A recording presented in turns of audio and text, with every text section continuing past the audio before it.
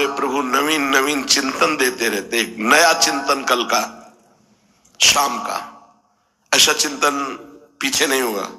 प्रभु ने दिया कि मैं आनंदमय हूं, आत्मा आनंदमय है, लेकिन जिनका बाह्य चिंतन विषय चिंतन है, देह चिंतन है, क्या वो आनंद का अनुभव करते हैं?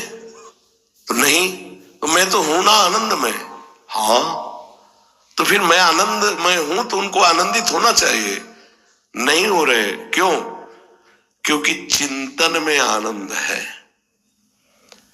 आसक्ति में आनंद है, आसक्ति प्रेम में। दुर्योधन भी भगवान को देख रहा है तो आनंदमय है ना, तो आनंद आना चाहिए उसको ना। आया क्या? नहीं ना। और विदुरानी जी, विदुर जी, भीष्म पितामह जी, इनको परमानंद आ गया, बेसुध हो गए आनंद में। क्यों? क्योंकि इनका चिंतन है, इनकी आसक्ति प्रेम है प्रभु से। खास बात प्रभु का चिंतन और प्रभु की प्रेमाशक्ति, ये दो बात पकड़ में आई। अगर आपका चिंतन प्रभु का नहीं हो रहा, प्रेमाशक्ति प्रभु में नहीं है, तो आनंदमय होते हुए भी आनंद का अनुभव नहीं होगा। आत्मा, आपका स्वरूप आनंदमय है, सबका आनंदमय स्वरूप है। आनंद बिंदु नहीं हो आप, आनंद सिंधु हो आप। बिंदु तो माया प्रकृति में है, आनंद कोश, आनंद बिंदु माया प्रकृति। आप आनंद सिंधु है, तो आप आनंद सिंधु है तो आनंद नहीं है। क्यों? आपका चिंतन नहीं है, ना आत्मचिंतन ना परमात्म चिंतन, तो आप दुखी हैं, क्लेशित हैं, अशांत हैं। ये बहुत सुंदर बात प्रभु ने कल दी, खास बात पकड़ में आई। हजारों बार चर्चा होती है, पर जब प्रभु उसको, वस्तु को प्रकाशित करते, शब्दों को, तब एकदम निहाल हो जाता है। आहा, कैसे जगत गुरु भगवान शब्द को प्रकाशित कर रहे हैं। चिंतन में आया कि खास बात है भगवत चिंतन और भगवत आसक्ति, तब आनंद का। नहीं तो आनंद के हृदय में बैठे रहने पर भी आनंद नहीं हो रहा। भगवान का नाम आनंद है, भगवान आनंद सिंधु है, आनंद कंद है, आनंद के मूल है, लेकिन आनंद बिल्कुल नहीं है। भला आनंद मूल के विराजमान होने पर भी आनंद क्यों नहीं है? बोले आनंद भगवत चिंतन में है, आनंद भगवत प्रेमाशक्ति में है। ये बात खास पकड़ लो। इसीलिए जो प्रवीण उपासक हैं वो भगवान से मिलने की ज्यादा बात नहीं रखते, वो भगवत चिंतन में डूबने की बात रखते हैं। वो भगवत आसक्ति में, भगवत प्रेमाशक्ति में। ये पूरे चिंतन का कल के सार बात निकली।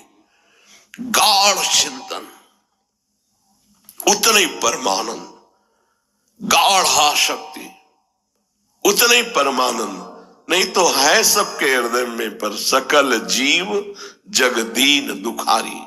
विषयों में दीन हो रहे, ये मिल जाए, ये मिल जाए, ये मिल जाए। इस दैन्यता की यहां बात नहीं है। यहां बात है कि ब्रह्मा के पद की भी चाह नहीं रह गई, वो दैन्य। भज दीन बंधु दिनेश, भगवान दीन बंधु है। दीन बन जाओ, बहुत जल्दी भगवत साक्षात्कार हो जाए। इसीलिए महाप्रभु चैतन्य देव जी कहते तृणादपि सुनी चेन। हम दैन्य नहीं हो पा रहे। क्यों नहीं हो पा रहे? कुछ न कुछ हम पकड़े हैं, बस इतना समझो। जो कुछ पकड़े हो वो तुम्हारा असत है। अच्छे से विचार करके देखो। शरीर को पकड़े हो, मुझे अमुक अमुक वेद कंठस्थ है, अमुक अमुक अमुक, ये जो पकड़े हो यही तुम्हें दैन्य नहीं होने दे रहा।